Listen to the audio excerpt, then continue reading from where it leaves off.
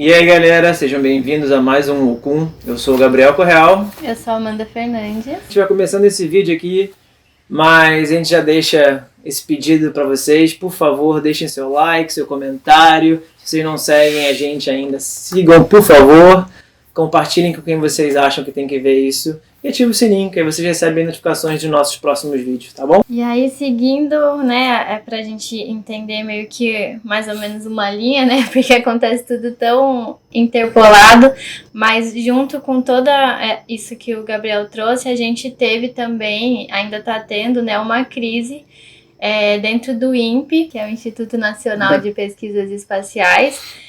E o INPE, ele monitora principalmente tudo isso que acontece na Amazônia, né? Através de satélites, ele consegue monitorar Pantanal. Sim, esses biomas que são mega importantes para a nossa biodiversidade. Ele monitora tanto o desmatamento, quanto as queimadas, quanto as invasões de terra. O INPE traz essas informações super relevantes e é o INPE que dá alguns alertas para o governo sobre o aumento das queimadas e do desmatamento.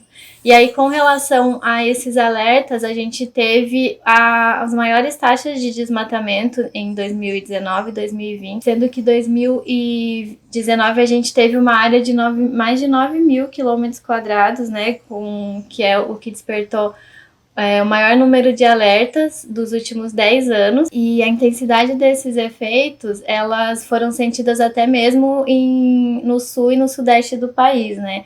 A gente teve o evento, não sei se vocês lembram, quando um dia em São Paulo, por causa de uma frente fria, mas juntando também com a fumaça que estava vindo das queimadas, né? A gente teve... O dia, à tarde ficou escuro, o céu ficou totalmente escuro. No meio da tarde. E aí, buscando entender o que era...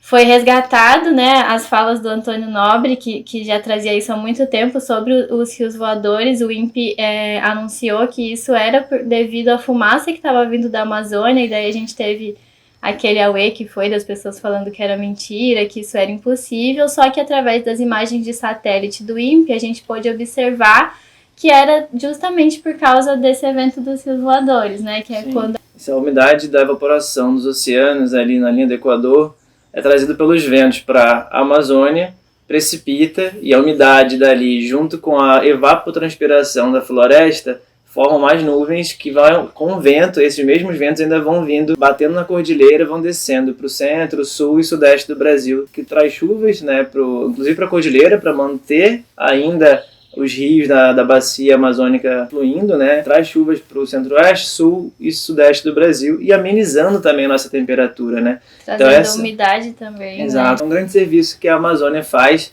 ecossistêmico, né? Pra gente, né? A gente pode não perceber, mas a gente não conseguia entender e visualizar o porquê, como a queimada no Pantanal e na Amazônia podia trazer essa fumaça para cá. Alegaram que era da Bolívia, que era um pouco mais próximo, que podia ser. Não, mas realmente esse caminho acontece, esse caminho faz. E isso já era falado por Antônio Nobre há 10 anos atrás. E aí tem esse nome de rio voador, porque é exatamente isso. É como se fosse um rio conectando a Amazônia e todo o sudeste e sul, né, do Brasil. E é um ótimo exemplo de como realmente tudo está conectado, né, dentro dos ecossistemas. Por isso que a gente sempre fala dessa interconexão. E aí a gente teve esse exemplo e realmente a ciência comprovou que era por conta disso, dessa fumaça, e mesmo assim, apesar das imagens de satélite, das explicações coerentes dos cientistas, o governo continuou negando tanto a origem da fumaça, falando que não era, quanto as queimadas, né? Não só que essa fumaça e que todo esse escurecimento do céu tinha a ver com as queimadas, mas ele também continuou negando que estava havendo queimadas, e falando que isso não era devido ao desmatamento, né, as ações relacionadas ao agronegócio principalmente, mas que era só por conta de um período de estiagem e que isso era natural. Super normal. Como se as estiagens também não estivessem conectadas com o aquecimento global. Sim. E com tudo isso, né? Realmente existe a questão das estiagens, são meses que chovem menos, né? Lá as áreas alagadas da Amazônia diminuem, a área do Pantanal diminui. E por isso algumas áreas ficam mais suscetíveis à seca. E claro, um raio naturalmente caindo vai pegar fogo. Um acidente de uma guimba de cigarro pode pegar fogo. Mas viram que não era bem assim, né? Seguia um padrão. Foi o maior índice de incêndios nos últimos 10 anos. E não teve essa precipitação de chuva, nem a quantidade de raios que justificasse isso, sabe? Realmente levando a crer que eram incêndios criminosos. Até mesmo por conta das imagens de satélite, Exato. né? Que conseguiam comprovar. E já é tão certo e comprovado que realmente os índices de desmatamento atingiram níveis maiores, né? Do que o que a gente tinha medido até então, pelo menos em 10 anos, que a gente teve até esse artigo publicado por brasileiros, né? Na revista Nature, que é uma revista, uma das mais reconhecidas, né? Na área. E a gente trouxe já, né, sobre esse artigo aqui. A gente já veio falando um pouquinho sobre ele, no Instagram, até no último vídeo que a gente fez também, que ele comprova, né, que até certo ponto a floresta amazônica já está servindo como emissor de CO2, de dióxido de carbono na atmosfera, que é um gás de efeito estufa, né? Porque antigamente o número de desmatamentos e queimadas ainda que eliminam, né, queimada, desmatamento, aquela matéria orgânica em decomposição, ela gera CO2 também, que vai para a atmosfera. Antigamente, até 2019, 2018, um lado da floresta, o lado ocidental, né, que fica para o lado dos outros nossos países vizinhos que dividem a Amazônia com a gente, o Acre também, conseguia absorver esse CO2, então ficava em equilíbrio. Chegou a um ponto de ter ultrapassado esse equilíbrio. Já desmatou mais, avançou mais com as queimadas, e por isso a Amazônia está emitindo mais CO2 do que ela consegue absorver.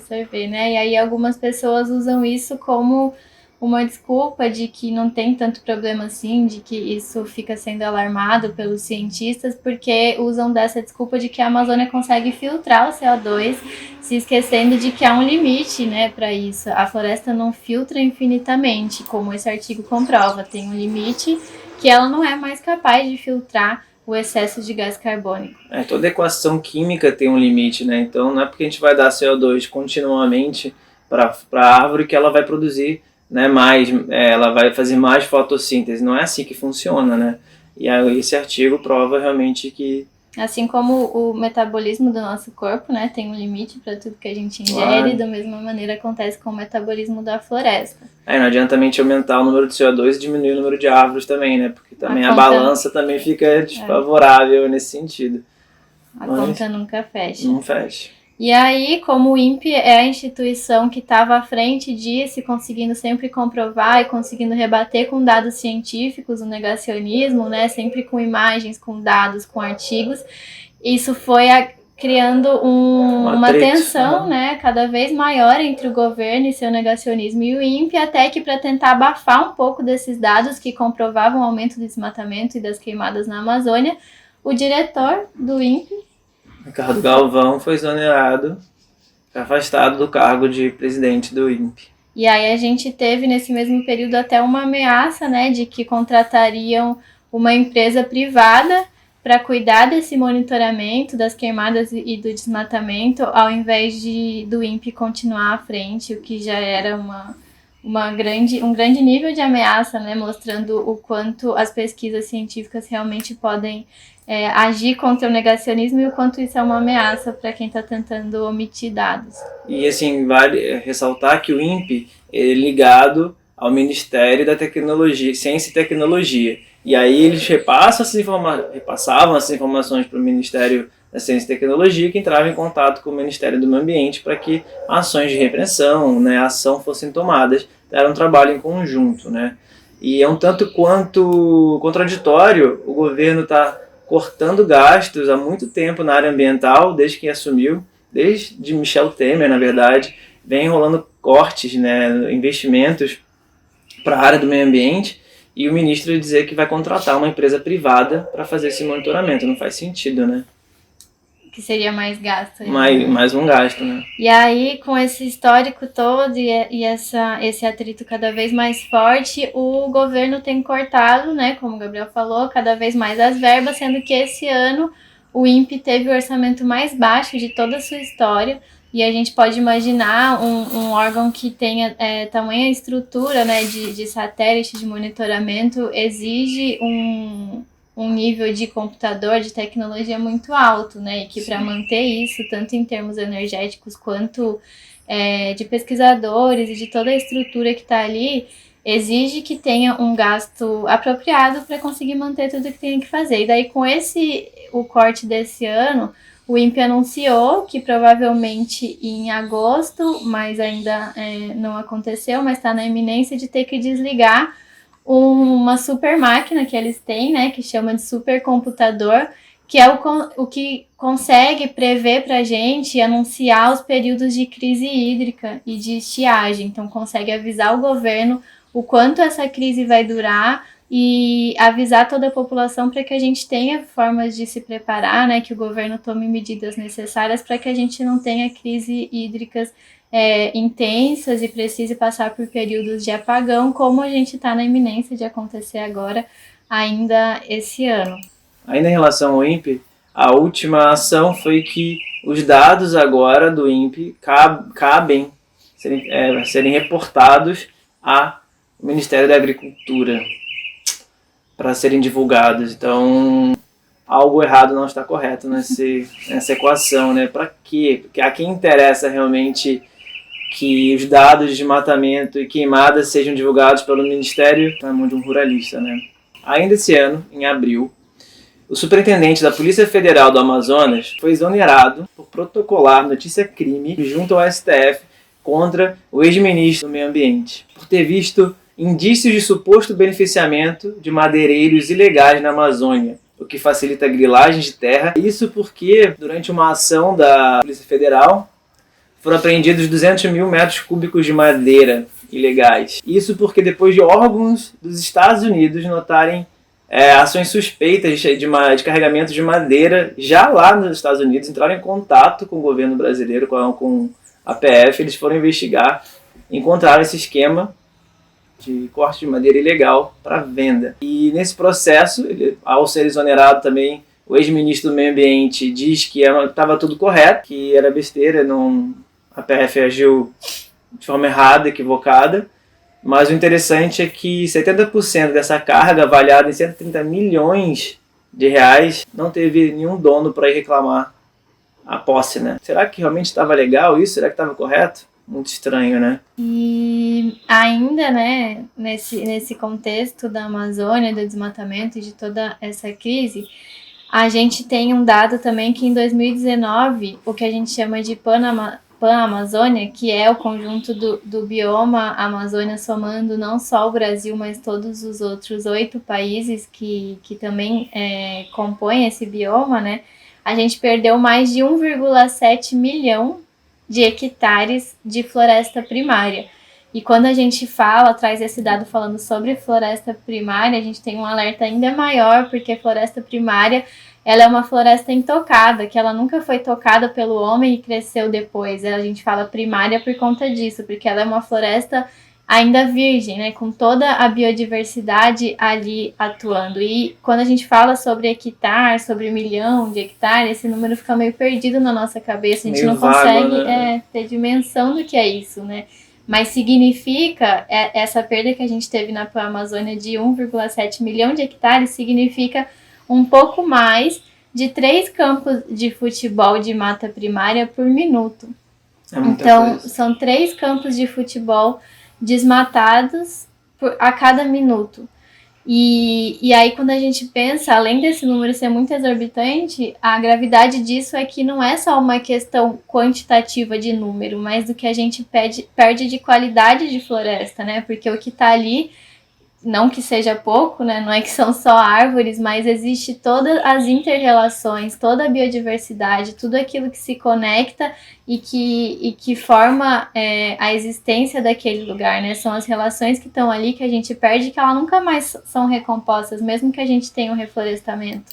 Bem, diante disso, ainda em abril, Biden, o presidente dos Estados Unidos, convocou a cúpula do clima. E durante a cúpula do clima, Bolsonaro falou, abre aspas, determinei que nossa neutralidade climática seja alcançada até 2050, antecipando em 10 anos a sinalização anterior. Entre as medidas necessárias para tanto, destaco aqui o compromisso de eliminar o desmatamento ilegal até 2030, fecha aspas.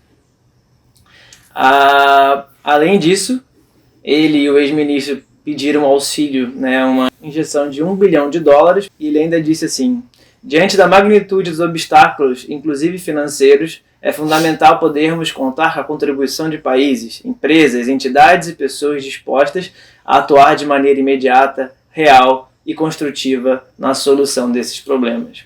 Só que isso não é o pior. Agora vem a frase mais cara de pau de todas, que é preciso haver justa remuneração pelos serviços ambientais prestados por nossos biomas ao planeta, como forma de reconhecer o caráter econômico das atividades de conservação.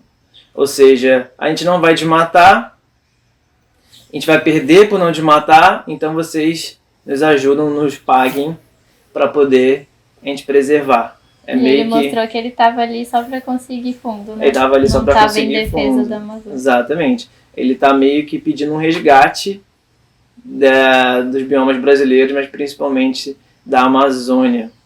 Isso porque lá no começo, em 2019, até em 2020 também, ele criou uma tensão internacional, agredindo a Angela Merkel, a Alemanha, a Noruega, a mulher do Macron, presidente da França, mobilizou Leonardo DiCaprio para atuar junto com ONGs e tacar fogo na Amazônia, e agora ele vem com esse papo. Rindo pra não chorar. Rindo para não chorar, porque é bem difícil. Mas o mais interessante é que depois da cúpula, depois de ter falado tudo isso, que vai acelerar em 10 anos a neutralidade climática, acabar com o desmatamento legal até 2030 e pedir US$ 1 bilhão, ele aprovou um corte de 24% em relação a 2020 para o meio ambiente. Então, um tanto quanto contraditório, só para não perder o costume nesse governo, principalmente quando o foco é meio ambiente.